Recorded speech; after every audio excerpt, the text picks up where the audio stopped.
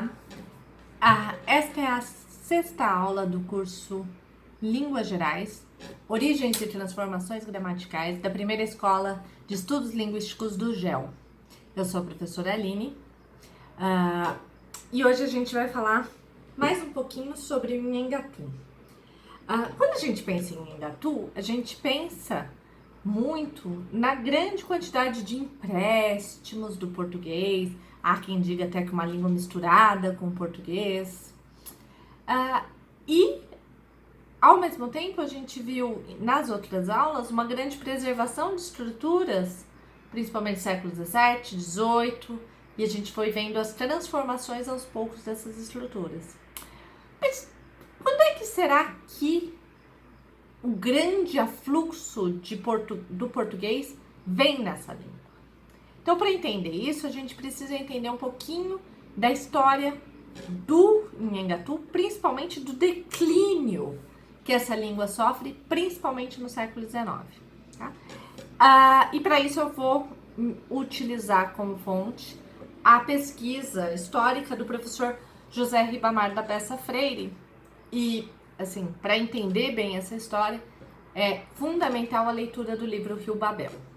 Tá? Mas, basicamente, no século XIX, o Nhengatu entra no século XIX como uma língua majoritária em Manaus, muito falada mesmo em Manaus, e sai do século XIX quase sem falantes, ou desaparecendo, e indo e passando a ser falada mais, principalmente no Rio Negro. Tá? O que aconteceu com essa língua? Então, se a gente olhar nesse período do século XIX, em 1835 a 1840, nós vamos ter a cabanagem, tá? Que foi uma revolta popular extremamente importante, mas justamente por ser extremamente importante, foi massacrada pelos militares, né? Pelo poder, pelos poderosos. E então, quem foi massacrado foram falantes de Nhengatu. Fora isso, em 1864 até 1870, tô olhando porque eu não sei data nunca, temos a Guerra do Paraguai, tá? E se a gente pensar, eu vi outro dia um dado de que mais de 50 mil pessoas brasileiros morreram na Guerra do Paraguai, e desse contingente, boa parte era do Amazonas. O estado do Amazonas foi o que proporcionalmente mais levou soldados para essa guerra, tá? Então, muitos soldados falantes de Nhengatu também morreram. E, então, a partir de 1879, principalmente, começo do século XX, até 1912, teve um boom do ciclo da borracha. Né? Então, os seringais e um grande afluxo de imigrantes nordestinos falantes de português foram trabalhar nos seringais, mudaram para a Amazônia. Então, são pessoas que levaram adiante o português e trabalhando, então, com os falantes de Nhengatu, tanto indígenas da etnia Baré e de outras etnias, quanto pessoas que já se auto-identificam como caboclas. Essa junção, então, trouxe um grande afluxo de termos do português para o Nhengatu. Então, se vocês forem na gramática, essa é uma das gramáticas do Nhengatu, tem várias. Eu vou fazer a propaganda dessa, porque fui eu que escrevi com base nos meus aprendizados com os falantes de Baré, Banil e Uerequém, falantes dessas etnias, mas que falam Nhengatu, e que me receberam e me ensinaram tudo que eu sei, tá? Sobre o Nhengatu. Então, para entender essa história de empréstimos, eu convidei a Bárbara Eliodora Santos, que vai fazer uma análise, vai explicar um pouquinho sobre os empréstimos do português no Nhengatu. Tudo bem? A Bárbara é pesquisadora da UNB, ela foi orientando da professora Valquíria Neiva Praça e minha co-orientanda, numa pesquisa de mestrado sobre empréstimos do português no Nhengatu, e agora ela está desenvolvendo o doutorado sobre as transformações gramaticais dessa língua. Então é com você, Bárbara. Obrigada. Olá, eu sou a Bárbara Eleodora Santos, sou aluna de doutorado da Universidade de Brasília e hoje nós iremos falar um pouco sobre os empréstimos decorrentes do contato entre a língua geral amazônica e o português. Então, sabemos que do contato entre a língua geral amazônica e o português emergiram novos empréstimos lexicais que se dividirão entre empréstimos diretos, empréstimos que sofreram adaptações fonológicas e empréstimos que funcionavam com a morfologia da língua geral.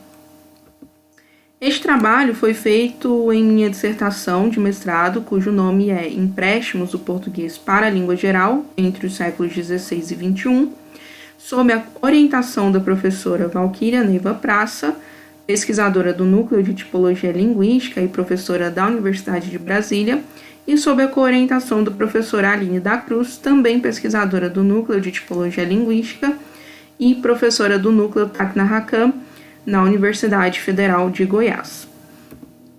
Nesse trabalho foram utilizados alguns textos religiosos, como catequeses, vocabulários e dicionários feitos por padres jesuítas, bem como a documentação de viajantes e estudantes do período colonial e pós-colonial. A partir dessa documentação, esses documentos eles foram divididos em 3 partes. Então, a primeira parte foi dividida entre o século XVI, finalzinho do século XVI, até a primeira metade do século XVIII. Entre a segunda metade do século XVIII até a primeira metade do século XIX, entre a segunda metade do século XIX até o século XX e o século XXI, a título de comparação de como esses empréstimos estão ocorrendo no presente em relação a como eles ocorriam no passado. Então, na primeira parte da documentação, foram encontrados empréstimos que faziam parte desses 3 grupos mencionados, empréstimos diretos, empréstimos com adaptação fonológica, empréstimos que funcionavam com a morfologia da língua geral amazônica, mas, neste período, predominavam os empréstimos diretos de conceitos, sobretudo religiosos, como bispo, milagre, pecado e graça. Também foram encontrados empréstimos com adaptação fonológica, mas em um número reduzido, Então, cabará, com adaptação silábica e acentual para a palavra cabra, e Iesu, com adaptação segmental e silábica para a palavra Jesus. Entre os empréstimos com morfologia da língua geral, também foram encontrados poucos exemplos, Então, eu trouxe aqui o empréstimo reino, que funcionou com o prefixo inde, que é o prefixo marcador de segunda pessoa do singular da série não ativa, formando algo como teu reino. Já na segunda parte da documentação, foram encontrados ainda empréstimos diretos, mas com um número bem reduzido, também pertencentes especialmente ao grupo de empréstimos de cunho religioso, como a palavra prometer, assim como foram encontrados já em maior número empréstimos com adaptação fonológica. Então, aqui, neste período da documentação, predominam os empréstimos com adaptação fonológica, seja ela segmental, acentual ou silábica. Então, aqui eu trouxe aratara para a palavra altar, cabaru para a palavra cavalo, marica para a palavra barriga e martera para a palavra martelo. Então, esses empréstimos sofrendo adaptações acentuais, segmentais e silábicas. Cresce nesse período também o número de empréstimos que funcionam com a morfologia da língua geral. Então, aqui para exemplificar esse processo, eu trouxe a palavra chabi, que é um empréstimo de chave, funcionando com o prefixo causativo, mo, da língua geral amazônica, formando algo como fechar com chave, ou fazer fechar com chave. Da mesma maneira, eu trouxe o empréstimo engana-me do verbo enganar, funcionando com o prefixo reflexivo ie, formando algo como enganar-se. Na terceira etapa da documentação, do século XIX, segunda metade do século XIX até o século XX, permanecem aparecendo empréstimos diretos, mas de uma maneira, novamente, muito reduzida em relação à primeira parte da documentação, né, e de cunho religioso, então como purgatório e santo. Predominam ainda neste período os empréstimos com adaptação fonológica, né, como camarara para camarada, papera para papel e cuidaro para cuidado. Também aqui é possível perceber que essas adaptações fonológicas são, né, segmentais, silábicas e acentuais, e ainda mantém-se o número de empréstimos com morfologia da língua geral. Então, fazendo uma análise, não há o aumento, mas também não há uma diminuição dos empréstimos desse tipo na língua geral dessa parte da documentação. Então, eu trouxe aqui um exemplo. Pesar, Sara, né, com o verbo pesar, verbo emprestado do português pesar, e os sufixos, o sufixo nominalizador e o sufixo referenciante, formando algo como o que pesa. No século XXI, qualquer lexema não verbal pode, hoje, ser incorporado ao Iengatu de forma direta. Isso se deve ao avanço do bilinguismo, dos falantes entre Iengatu e português. Então, aqui eu trouxe uma imagem de uma cartilha que foi feita pelos povos falantes de Iengatu sobre o coronavírus. Aqui nessa cartilha, nós temos os exemplos, né, do empréstimo direto saúde e de um empréstimo da palavra WhatsApp, que na verdade nem é um empréstimo do português, né? O WhatsApp no português já é um empréstimo do inglês, né? Então, ainda assim, esse empréstimo WhatsApp ocorre no Iengatu atual sem qualquer modificação, bem como a palavra saúde. Outros empréstimos também ocorrem de modo direto nessa língua atualmente, né, como relógio, estrela, sem que haja necessidade de uma adaptação segmental, acentual ou silábica. Bom, no século XXI, alguns dos empréstimos verbais que foram do português para o Iengatu tornaram-se partículas, né? Então, partículas de modalidade nessa língua.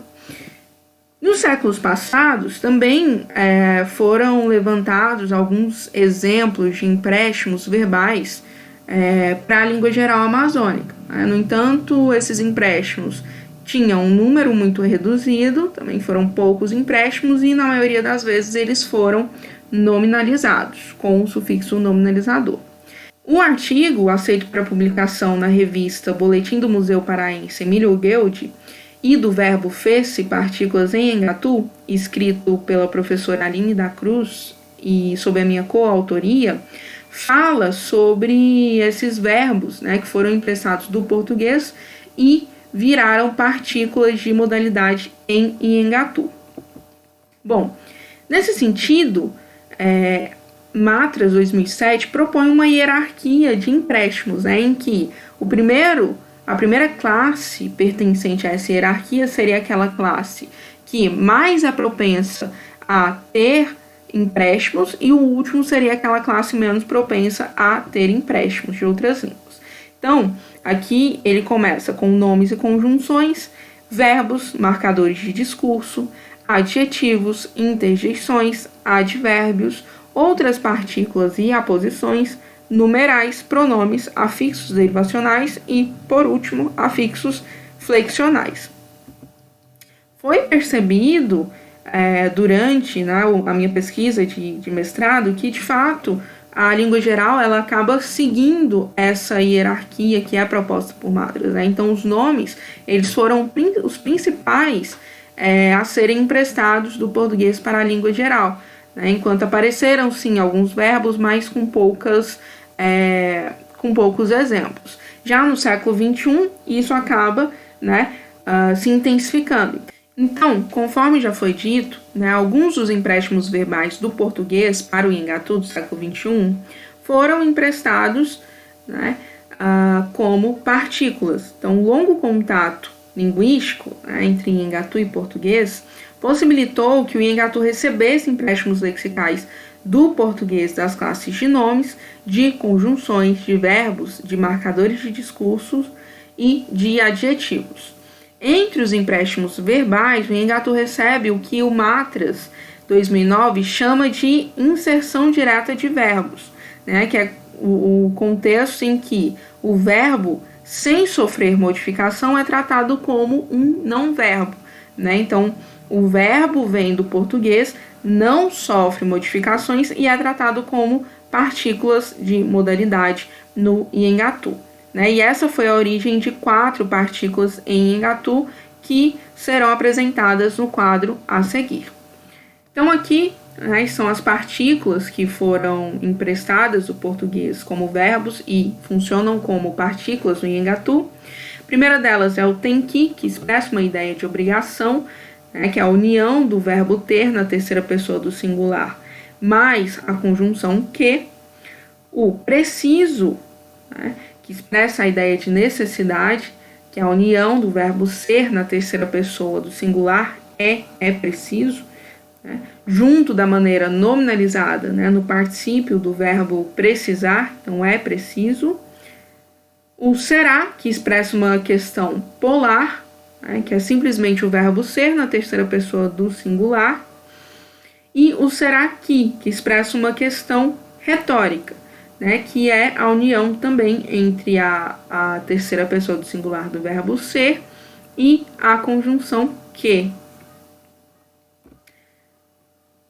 Aqui nós temos exemplos de todas essas partículas, né, de cada uma dessas partículas em utilização na língua, né, pelos povos falantes de Iengatu. Então, a primeira é o tenki, né? Então, expressando aqui na primeira posição a ideia de obrigação, com o significado como temos que nos esconder disso, né? Então, há uma obrigação refletida aqui. A segunda, o preciso, que expressa essa ideia de necessidade, né, com o significado como aí foi preciso cortar assim. A terceira, que é o será, né, que expressa a ideia de questão polar.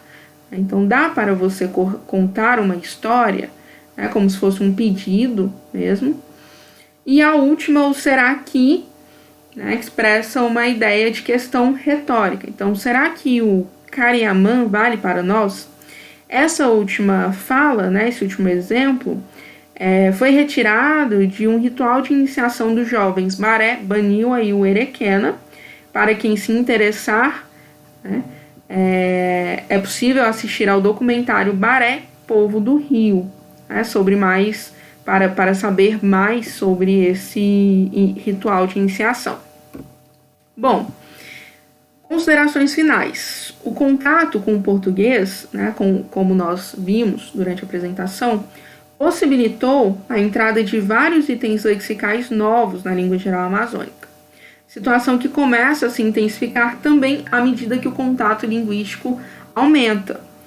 Então, no início, né, na primeira parte da documentação que foi analisada, é perceptível que a maior parte dos empréstimos são empréstimos diretos, né, dentro de um campo semântico religioso, cristão, enquanto que os empréstimos com adaptações fonológicas ou que funcionavam com a morfologia da língua estavam em menor número.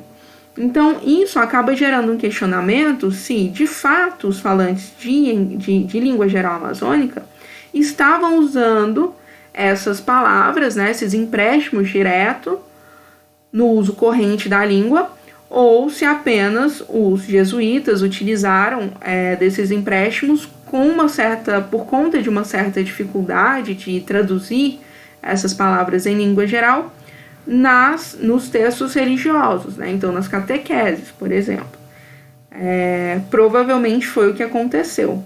Já na segunda parte da documentação, há uma redução desses empréstimos diretos e um aumento, uma intensificação dos empréstimos com adaptação fonológica e dos empréstimos que funcionam com a morfologia da língua, situação que é mantida a partir da segunda metade também do século XIX até o final do século XX, né, que foi ali a terceira parte da documentação. Hoje, no século XXI, qualquer lexema não verbal do português pode ser incorporado ao Iengatu sem que haja necessidade de qualquer adaptação fonológica. Bem como a morfologia, né, da língua geral funcionava e ainda funciona, né, no século XXI com empréstimos do português. Então, essa situação em relação aos empréstimos com morfologia da língua permanecem. Por fim, né, dos verbos emprestados do português atualmente, surgem partículas de modalidade no Iengatu, o que o Matra chama de empréstimos diretos de verbos. Aqui estão as referências bibliográficas utilizadas nestes slides. Muito obrigada e até a próxima!